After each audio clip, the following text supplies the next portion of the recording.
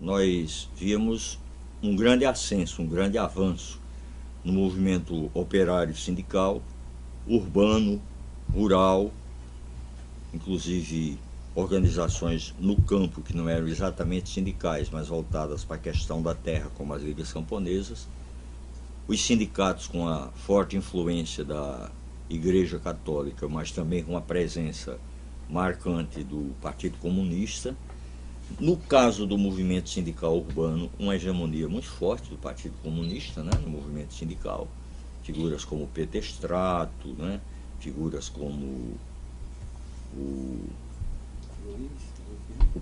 Rupiano Cavalcante, Luiz Maranhão, que eram ideólogos, eram pensadores do movimento como um todo, eram dirigentes do partido. No caso, o Luiz era o secretário político, né, do Comitê Estadual do Partido Comunista, já membro do Comitê Central, e o Luiz Maranhão era uma espécie de secretário de agitação e propaganda, né, era o homem que ficava ligado à divulgação das ideias aqui, porque Luiz não era uma pessoa assim, apesar de ter tido um mandato parlamentar, ele não era uma pessoa de muito aparecer na cidade, até o jeito dele era um pouco recatado, era aquele cara, aquela figura muito à vontade na sala de aula como professor, excelente orador, mas era mais um conferencista, enquanto que Rupiano tinha um consultório médico, né, em que ele 2 vezes por semana dava receitas gratuitamente às pessoas de baixa renda,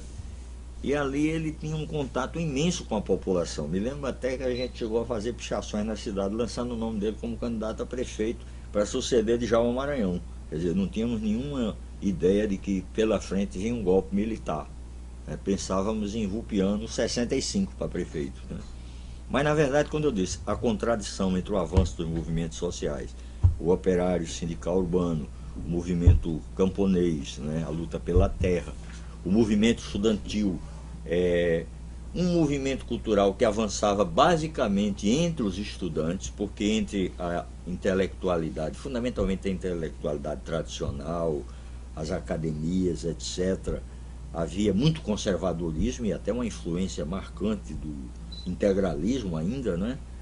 Personalizada fundamentalmente na pessoa, na figura, desculpe a redundância, na figura do Luiz da Câmara Cascudo, que era hiper-reacionário, um quadro de direita, e figuras como Manuel Rodrigues, Sarinho, etc., que foram todos militantes da ação integralista. Então era o fascismo tupiniquim. E alguns intelectuais que simpatizavam com a Revolução Cubana, mas a grande bandeira, né, que unia tudo eram as reformas de base do presidente João Goulart. Isso ia do movimento estudantil às lutas sindicais. Por quê? Quais eram as grandes reformas propostas? Vejam bem como eram abrangentes, né? E, infelizmente, muitas na ordem do dia. A reforma agrária, reforma urbana, a reforma tributária, a reforma universitária. Hoje nós avançamos, quer dizer, a universidade pública, apesar de ter uma quantidade imensa de fabricantes de diplomas com nome de universidades, mas que são instituições privadas que fazem da mercadoria, da educação a mercadoria, né? Assim como na saúde também, os planos de saúde, etc. E também uma luta pela reforma política, ou seja, a legalização do Partido Comunista, que naquele momento era um partido que existia de fato, mas não existia de direito. Né? E outros partidos que existiam no Brasil, já existia a POLOP, a Política Operária, existia a Ação Popular, que depois se tornou até marxista-leninista e hoje faz parte, 90% daquele pessoal hoje é o PCdoB, Haroldo Lima, essa turma toda é filho da Ação Popular, da AP. Né? As juventudes católicas, etc., tiveram seus rachas pela esquerda, que foram todos para a Ação Popular. Agora, havia um atraso profundo do ponto de vista eleitoral. Esses avanços nas lutas sociais e culturais, passando pelo movimento operário urbano, pelas lutas camponesas, pelo movimento estudantil, etc., não se refletia nas urnas. Para que vocês tenham uma ideia, em 1962, Djalma Maranhão foi candidato a senador, disputando 2 vagas no Senado, e ele saiu sozinho, Quais foram os eleitos? Foram Valfredo Gurgel, ex-integralista, e Dinarto Mariz, ultra-reacionário, como todos sabem. Dinarto Mariz teve 108 mil votos, aliás, 105 mil votos. Valfredo Gurgel teve 108 mil. O terceiro mais votado foi Teodorico Bezerra, com 97 mil votos, quase que ganha a eleição do Dinarto, e o Aloysio elege os dois, porque os dois estavam no esquema do Aloysio Alves, o Valfredo e o Teodorico Bezerra, o coronel Teodorico, lá do Trairi, etc. Tal, né? Um homem que não se pode nem classificar como reacionário, era feudal mesmo, né? Existia até uma constituição dentro da sua fazenda, o Irapuru, né? E o quarto votado foi o Tarcísio Maia, com 88 mil votos. Djalma Maranhão, em todo o estado do Rio Grande do Norte, obteve apenas 27 mil votos. Menos que o deputado federal mais votado, que foi Clovis Mota, do PTB, que teve mais de 27 mil votos.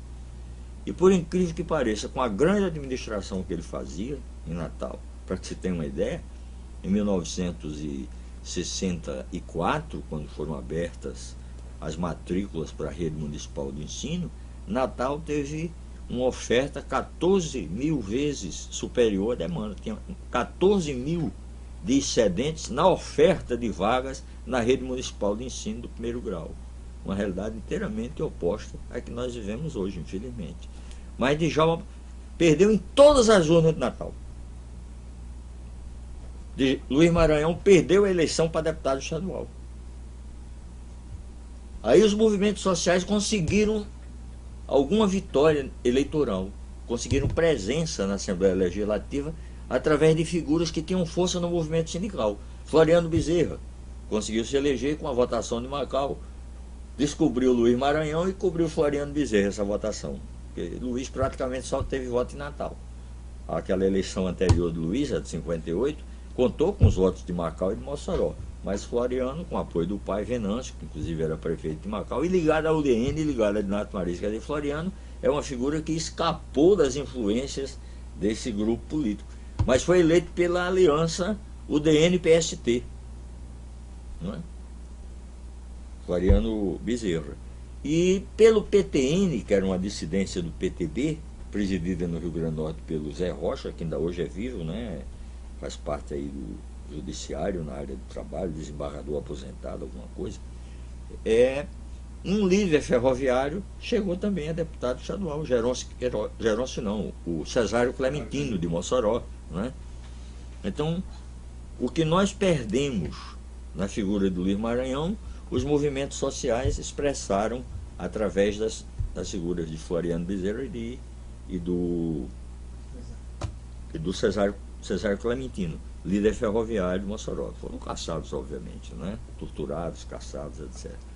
Djalma Maranhão tinha sido, antes de prefeito, eleito, inclusive numa chapa que era Lote Jango, Lote para presidente, Jango para vice, a Luiz Valfredo, Maranhão Gonzaga, Luiz Gonzaga dos Santos, vice-prefeito. Naquele tempo se votava para vice, não tinha voto casado, né?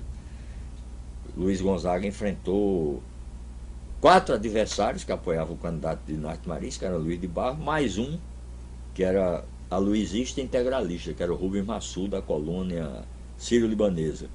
E Luiz Gonzaga dos Santos, o popular Luiz Tabacão, nosso amigo e tal, que inclusive é uma vítima da ditadura, morreu depois do interrogatório violento, foi vítima no 4º Exército do Recife, né?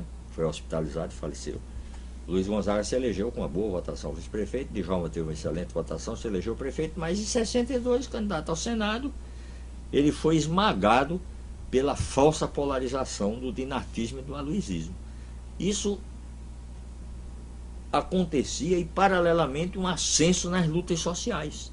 Por exemplo, o Evelyn Medeiros, uma grande liderança, construção civil, sindicato da construção civil, né? O Zé Alves, né, que dirigia o CGT no Rio Grande do Norte, não era a Confederação, era o Comando Geral dos Trabalhadores, né? Existia aqui o PUA, o Pacto de Unidade e Ação. O que é que o PUA significava? A junção das organizações sindicais, estudantis, culturais, era a UNE, né? O CGT, o Comando Geral dos Trabalhadores, os sindicatos rurais, as ligas camponesas, os partidos então clandestinos mais existentes. Existia o PCB, né, que era o mais forte, mas já existia a POLOC também, né? A esquerda cristã, expressa na Ação Popular, que no Rio Grande do Norte tinha uma figura exponencial, que era um dos principais articulistas do Jornal Nacional da AP, que era o Brasil Urgente, dirigido por Frei Carlos Josafá, que há poucos dias deu até uma entrevista aqui na Tribuna do Norte. Acho que pouca gente leu, uma entrevista importantíssima. Frei Carlos Josafá já está com quase 90 anos de idade. Era o Leonardo Boff daquela época, né? Mais ou menos. É o homem que eu considero o precursor da teologia da libertação no Brasil, quando não existia nem esse termo teologia da libertação. E foi quem fez a cabeça de Paulo Freire. Quer dizer, se não tivesse feito nada na vida, só isso já seria muito importante. Esse pessoal que foi todo para o Brasil, gente, inclusive o Paulo Schelling, que é o pai dessa companheira que está na Comissão Nacional da Verdade, a historiadora Sandra Schelling, né? Que ultimamente deu depoimentos muito bons. Então, tinha muita gente boa na ação popular. E aqui no Rio Grande do Norte, figuras importantes da ação popular, o Marcos Guerra, etc., né? O João Faustino, que logo depois da prisão fez uma carta de arrependimento, que ele publicava todo aniversário do golpe militar, para ficar de bem com os milicos, né? E essa carta ele, não sei por que, escreveu de colocar nesse livro dele, que publicou agora recentemente, que é um depoimento vergonhoso, assim, uma demonstração de servilismo muito grande. Ele disse que perdoa todo mundo, mas essa atitude dele e o comportamento dele na prisão não merece perdão, não. Merece crítica, e a mais contundente possível. Mas vamos falar de coisa séria. Existia também o pessoal do PORT, o Partido Operário Revolucionário Trotskista, a Quarta Internacional. A POLOP já me referi, era a Política Operária. Organização, por sinal, onde a Dilma Rousseff começou sua militância política, depois rachou, fez colina, foi para a luta armada, foi para o Palmares. Mas forte mesmo era o Partidão, era o PCB. Então, o quadro do Rio Grande do Norte, pré-64, era exatamente isso, eivado de contradições. Do ponto de vista político-eleitoral, com domínio de todos os meios de comunicação, duas oligarquias, né? Uma tradicionalíssima, siridoense, a Dinarte Mariz e tal, quer dizer, herdeira direta do José Augusto, né? Outra nascente, mas já ligada a velhas oligarquias, como era o caso de Aloysio, mas vinculado a Teodorico Bezerra, Aristófanes Fernandes, né? Aloysio Bezerra, aos Mota, que eram detentores. Carlos Lacerda já é a origem dele e do irmão e tal, porque aprenderam a fazer política com Lacerda na tribuna da imprensa, né? Quer dizer, a política da direita, obviamente, né? Depois a Luísa teve algumas atitudes, né, aparentemente avançadas na época do governo, para capitalizar iniciativas do presidente João Goulart, como no campo da educação, o método Paulo Freire, teve até uma forma piloto aqui no município de Angicos, a energia de Paulo Afonso, que o João Goulart veio inaugurar aqui, aquela coisa toda, que foi talvez um dos atos públicos que eu vi com mais gente, né? Uma cidade que tinha 180 mil habitantes, e naquele momento tinha 100 mil pessoas na rua para receber o presidente João Goulart e agradecer a vinda da energia de Paulo Afonso, que foi uma redenção, porque nós éramos, naquela época, prisioneiros das máquinas dos ingleses, da Light, da Boland Shire, que o Brizola já tinha nacionalizado lá no Rio Grande do Sul. E também no pré-64 nós temos vivido uma experiência riquíssima, que foi a chamada campanha da legalidade, que o Brizola comandou no Rio Grande do Sul para garantir a posse do presidente João Goulart. Quer dizer, as pessoas em casa ficavam ligadas em rádios do Rio Grande do Sul, porque aqueles rádios antigos tinha o dial, e você tinha lá a Rádio Farroupilha, a Rádio Piratini e tal, e o Brizola falando para o Brasil todo. E apesar do golpe do parlamentarismo, o tal ato adicional, que depois derrubamos no plebiscito, já no começo de 62, né? O parlamentarismo no Brasil foi uma experiência que não teve nem um semestre de vida, e cada mês era um primeiro-ministro novo, mudava todo dia, então não vinculou, não vingou mesmo, né? E depois teve um plebiscito e ele foi derrotado de vez pelo presidencialismo. Nesse meio tempo você já vinculado à questão da política estudantil? Eu, militante no Colégio Estadual do Ateneu, né? Entrei no Ateneu em 1961, quer dizer, peguei o golpe, quer dizer, a tentativa de golpe pós-posse renúncia do Jânio, como estudante do primeiro ano ginasial do Ateneu, em 1961. Tinha acabado de completar 12 anos de idade e estava me aproximando da juventude comunista, né? Porque tinha o partido e tinha o JC, que era uma espécie de escola para você ingressar formalmente no partido. Mas ingressei formalmente no Partido Comunista Brasileiro em 1962. Então já lá se vão... 13 anos de idade. Eu ia completar 13 anos de idade, ia fazer 13 anos, né?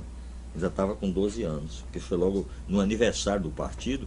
Eu sou do mês de julho e o aniversário do partido é em março, né? 25 de março. Então eu ainda tinha alguns meses com 12 anos. Mas foi uma grande escola política para mim. E o golpe militar nos pegou a todos de surpresa, né? Eu me lembro muito bem, em 64, no dia 25 de março, né? Aí eu já no partido, o pessoal até, eu tinha um apelidozinho que, de inspiração bíblica, não tinha nada a ver com capital nem com marxismo, né? Porque como eu era o mais novo, me chamavam de Benjamim, aquele irmão mais novo, né? Na passagem bíblica. E nós fomos ali para a sede do partido. O partido não era legal, mas tinha sede, todo mundo sabia onde era. Porque desde Juscelino tinha uma legalidade de fato, né?